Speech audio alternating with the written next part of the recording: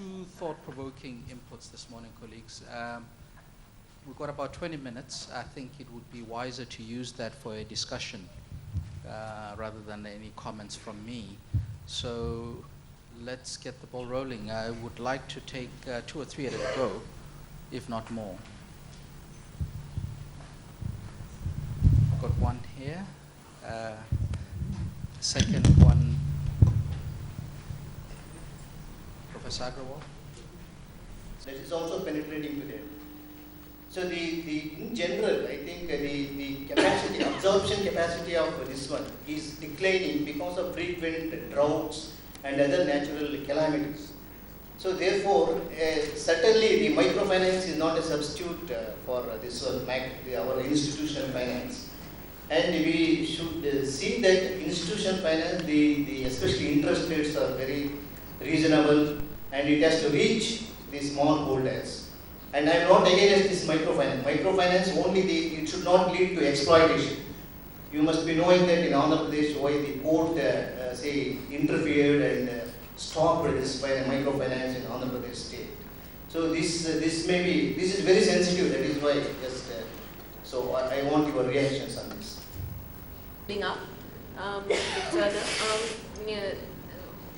It seems to me that we might want to think more about the institutional context and its links with scaling up. So although we all talk about scaling up being important, what form does it take requires perhaps much more discussion. So for instance, in relation to say farmer cooperation, the sorts of things I was raising yesterday, if we're simply talking about marketing, then you could have, and a membership-based marketing organization, you can actually have millions. So if you talk about Amul Dairy, you have 2.5 million and more individual, very small producers being a member. But if you go further down and you're saying, let's talk about crop planning, then your scale would be perhaps an ecological zone or even smaller, so there are clusters that we might talk about. But if you're really talking about farmer cooperation in land pooling, they're talking about quite small groups, 10 to 15 farmers each. Now all these are forms. How do we scale up that lowest level? And here the way in which SHGs have scaled up, for instance, is a good model. Which is that you have horizontal and vertical linkages and federations. The actual cooperation is with very small groups, but nevertheless it's scaled up because you have representation, horizontal and vertical, for other functions. For instance, you might want to bargain in markets and with the state.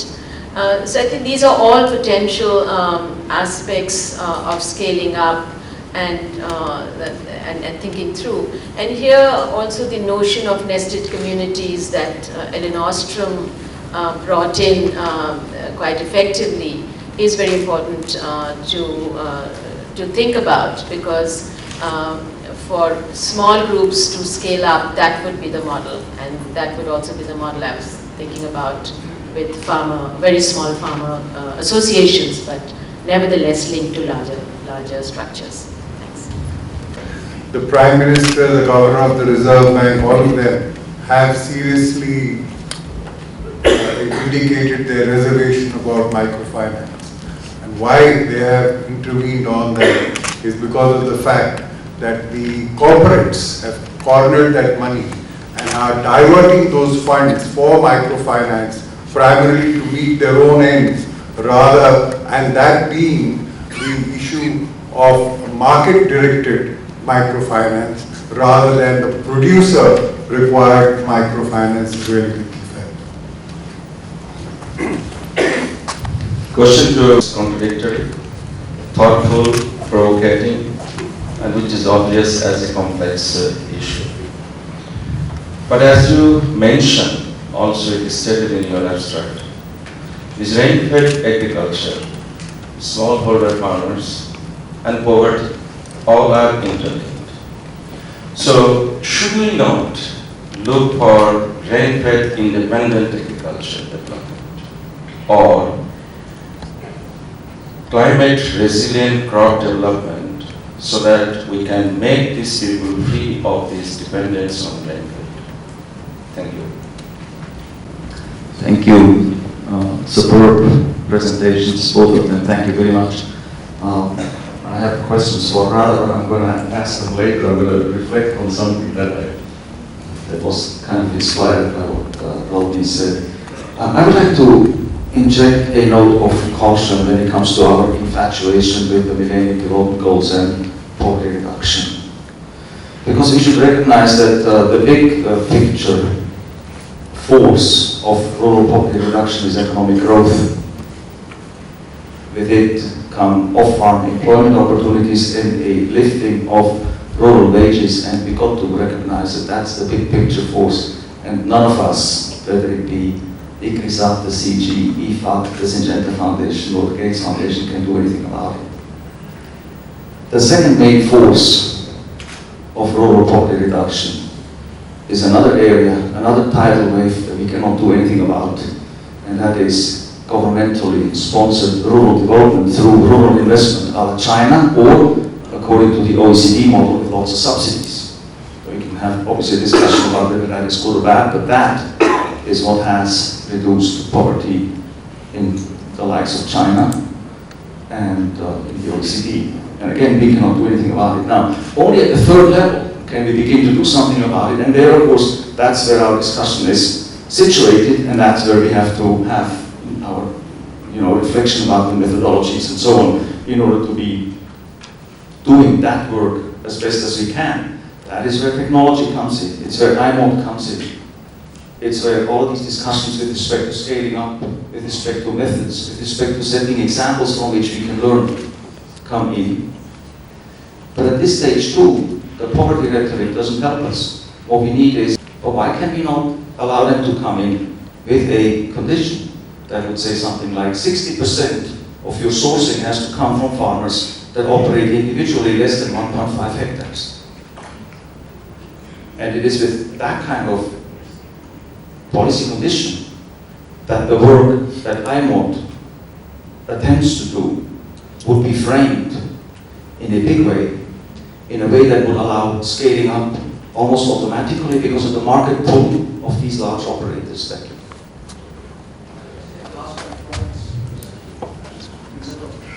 Or the focus on scale up, but we must remember scale up must be demand driven. You can't scale up, there's no demand. And so I think a lot of our role as development agents, I think the whole idea of generating technology and all the activities we are doing is to flash the supply chain, which I call the value chain, to ensure that if the malting company or so-and-so demands a lot of sorghum, we can supply through having helped all the smallholder farmer, the large-scale farmer, whosoever produce. But the scale-up is going to be a pull from the demand. And the credit, if our private sector can see the opportunity, ours is to really show there's an opportunity in the system, whether it's from small scale. The opportunity now becomes visible to the private sector. Then they go to the bank and take a loan and really provide the scale-up. Whether it's a seed company, whether it's a mountain company, whether it's a juice company, whether it's the animal feed companies and so on. But we must remember, scale up must be demand driven. We can't scale up if there's no demand, and there's no value adding, processing, marketing, and so on. So I think that is the point I felt need to be linked to the scale up. In all this good intention, that can't be supply driven, they have to be demand driven.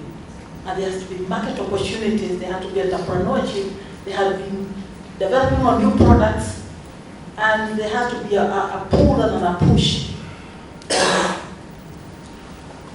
Microfinance, which relate to interest rates. Most visible case of Andhra, where in the whole system, the business was of the order of 35,000 crores. Let us not delude ourselves that this was small play. This was really big play. And the reason why there needed to be a clampdown was that there was a great clash of interests because the rates being charged was somewhere within the region of 32 24 to 32%, as high as that. Now, when this business was just about growing, with a historical background, I'd like to inform you that whenever some conscious people, socially conscious people were raising issues that while this is a great facility complementing the institutional finance network in the country, these are very, very high rates. And the banks would come back, companies would come back and say, well, what can we do? That's the cost of finance, and our operational costs are high because the infrastructure is hardly available in many of these areas, and it really takes a while before we can provide the outreach. So this is the way we have determined the rates of interest. Now, before time, I think the lid blew off, and everybody knows, what distress it caused, and much that was government did not want, it had to come down with a fairly heavy hand. First, it was the state government of Andhra Pradesh, and then, of course, the Reserve Bank of India itself got into the act. And you all know that it is now sub judice, where concurrent legislations are being disputed as for whether on the banking segment of the Indian economy, is it the turf of the RBI, or is it the turf of the Andhra Pradesh government? So it is really for the courts to settle whose turf it is, but in the meanwhile, the Reserve Bank has gone ahead and said that what we do grant you is a 10% margin in case your business exceeds 100 crores. For the smaller ones, smaller players below 100 crores, 12% margin is okay.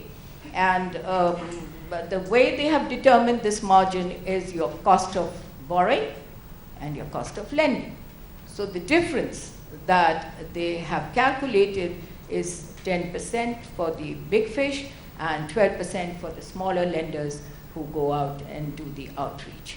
I mean, the jury is still out, and I would say that it is nobody's case that microfinance should and would substitute regular institutional financing. The case being made out is that these should run complementary. I mean, you have just heard the number of farmers. They are rapidly on increase because of the size of the holdings getting divided, subdivided. So how do you provide coverage to so many millions and millions and millions? And it is not to be left to the institutional finance banking system only to be doing this. The private sector, and I am on the boards of one of the most vibrant ones, that's the Yes Bank. We have been debating this issue, but they are very cautious. They are very cautious as for how far they wish to go and how deep they wish to go into the rural areas, unless a lot of these issues regarding interest rates, etc., can be settled. Because no bank would like to bleed. Public, private, I mean, that is not the ethos, you see. So that's the way the whole sector has played out. And we are very hopeful that soon after the submission of the Maligaon Committee report, they have been very transparent and brought out the issues. There is a large amount of consensus within the banking community, public, private, that they need to settle this and get back into business sooner than later. Have I answered the issues that you raised? Is there anything, Subhashi, which you would like to know beyond what I have replied? We'll talk about it. Thanks, Chair. First of all, a couple of questions on scaling up. Bina rightly says institutional context is fundamental. And indeed, that's what's behind those analyses of drivers and spaces. Who are the partners? How does it work? You also mentioned self-help groups. Well, please remember, when I'm talking about country programs, these are development programs. It's not research programs. We're looking at what we can scale up to reach a larger group of people through the appropriate partnerships. And IFAD, of course, was involved with self-help groups in the early days. The comment from Florence Wambungu, of course, must be demand-driven. You remember the scalability checklist. That is all about, is it demand-driven? How relevant is it to the people involved? How observable is it, testable is the ease of adoption, something they want. Otherwise, we're wasting our time. You're right, absolutely right on those points, so strongly support that. Then to Swapandata, ICAR, concerned about vulnerability of rain-fed systems. Aren't we all? This is the problem. This is why all those discussions on sustainable ag intensification, what does it mean, especially aggravated by climate adaptation needs, the climate smart agriculture, how do we reduce the vulnerabilities? Of course, rain-fed agriculture, to reduce the risk completely. I think you were hinting at one of my other slides on water management. Huge challenges, and it's why I'm going to discuss some of those issues with Amy next week. Marco, you say you opened up talking about MDG infatuation. I don't know who's infatuated. Most of the member states signed up to the MDGs, and many of them are trying very hard to forget. So they're certainly not infatuated. You also then, I think, just to needle me, said that the poverty vocabulary was not relevant. Well, I never said that. Remember, whether I'm speaking for CTA or IFAD or myself, all the tenets about agribusiness development, let me put it another way. One of the big challenges is that commercialization of agriculture is not restricted to large farms. That it can apply to agriculture at all scales with appropriate group formation, with appropriate empowerment, with appropriate organization. And that's the challenge with pro-poor value chains. So I agree with everything you said, so I find it difficult to disagree with that. And we discussed before the economic, the government incentives, and then the marketing. You asked, your question was actually, I think you said to partners here in India, but I just make one comment on that, this issue of if we have companies purchasing that there should be quotas for smallholder farmers. This, of course, the model that Brazil used for their purchases of bioenergy, that they insisted that there was a percentage from smallholder farmers, and it seems to work very well for Brazil. It's for the Indian policymakers to decide whether they wish to follow that route in the light of recent developments. I think that's the shortest answers I can give. Thanks. Thank you, colleagues. We're eating into tea, so I'll just take two very burning ones. Prem had their hand. Is there anybody else? Ooh la. I'll take the gentleman in the blue in the middle, after Prem. Well, I have a few comments on various things we heard, and I'll start off with a comment to Rodney that you are a dangerous man here. You keep on quoting everything I say, and other people say it's very dangerous to speak in your presence. So, but the point well taken. I think I want to go on to the topic of scale up, because that came up yesterday and again today. So from our perspective, I really did not want to discount that aspect of scaling up to hundreds of thousands, because we have lots of lessons we learn all the time. And I'm particularly that we should be context specific. I think Veena hit that also. That is not easy for the scales that we are looking at, because unless we start looking at a much bigger picture, I don't think we'll ever get to that level of millions, reaching millions before we reach the billion. So I think we are really trying to experiment with models, and that is one of the reasons why we're insisting on scaling up to larger levels. I know it's not going to be easy, but the concept of having this self-help groups and the federation, which Pradhan is working on. Right now, I'm in the process of discussion with lots of people here to see how we can scale it up. But this Government of India has an NRLM mission, the National Rural Livelihood Mission, which we have been in discussion with them also to see if that can adapt some of the Pradhan models or other models. It's not easy. First of all, forming a partnership with the Government of India itself could be a challenge, and then implementing and executing in each state levels could be a huge challenge, given all the situation here. So we will try that. That is something we're going to experiment. Some of the larger organizations will have to team up with that. And that's, again, how you communicate the information, and that's what we are thinking of, technology like digital green technologies that could be usable to promote things. I think at the base of all these things, what I want to touch upon is what Florence commented and you said too. What I believe in and what we believe in, we should be able to give the farmer options. She should have the option to choose. As R&D folks, our role should be to provide the farmer as many options as possible that fits the context. Then the demand will come from them. I fully agree we have to have demand, but when you give them options, demand will come. You know, iPod, examples for scale-up is iPod. It just spread like wildfire. When there's a good product, there will be demand. I think that's the thing I think it will eventually happen too. I mean, I really believe if you have good products, that's why R&D comes in. That's why we invest in R&D, and that's why it has to evolve. Last point on what Marco said in terms of can we ask large-scale companies, organizations like Walmart or Cargill to source. We have experimented with that model. Our World Food Program, Purchase for Progress, is a classic example of that. It has been very effective, very useful. We really want to continue that experiment. Well, this happened in Africa, but I don't know why we cannot do it in Indian context. We should probably consider that. We have grants in the cash crops like cashew, cocoa, with Coca-Cola, other organizations, Kraft. It has been very good small grants which has been effective. So that model does exist. And I think there's a good opportunity to scale up and use for promoting and leveraging the power of private sector also in this country. I'm a huge fan of private sector. I will continue to be. I really think we should look for more opportunities in this country itself, which is really opens a lot more doors.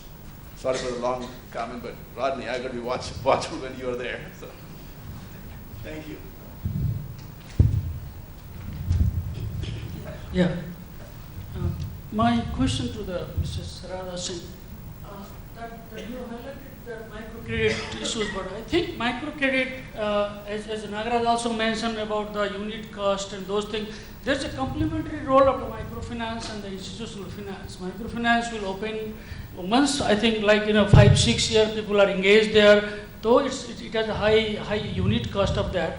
But once people know how to make business, how to do, they will move to the institutional finance. There is a complementary role of the microfinance, even with the public support, public subsidy, that will open up the some sort of initial stage of kickstart, and then so the society will move to other places. I see there is a complementary role, but in your presentation you did not highlight it as like not alternative to the institutional finance, but it goes both role by role, and then it will open up the basically where are your inaccessible places.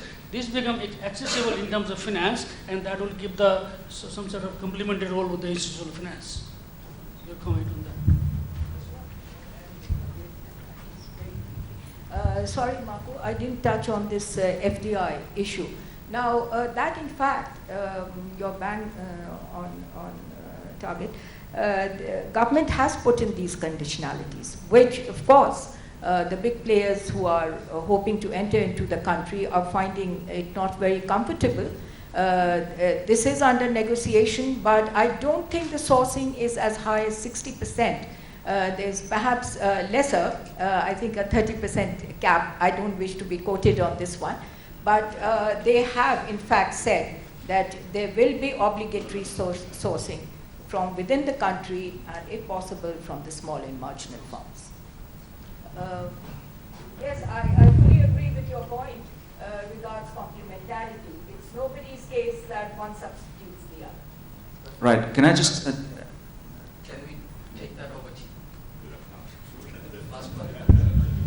you? Okay, thanks. Prem, you say I'm a dangerous man. I think if you're worried about being quoted, you should remember Ikrisat said that everything you say was recorded. So Ikrisat is much more dangerous than me. I think, why do I do that? First of all, because I know on day 2 people are starting to think about their next flight, so it's good to point out that I did listen to what they were saying and try and draw on it to put it in context. So I hope you don't think it's that dangerous. Farmers having options. No, I agree with you absolutely. But remember, the options have to be designed and worked on with the farmers, not us bright people coming with smart ideas that come from nowhere. But with that proviso, we had some discussion of scaling up yesterday. It's not just mission critical to IFAD, I'm afraid. All of those people now talking about cash on delivery, development, and all these other things demanding impact, results, etc., are driving in the same direction. Thank you. Colleagues, a big round for our two speakers this morning.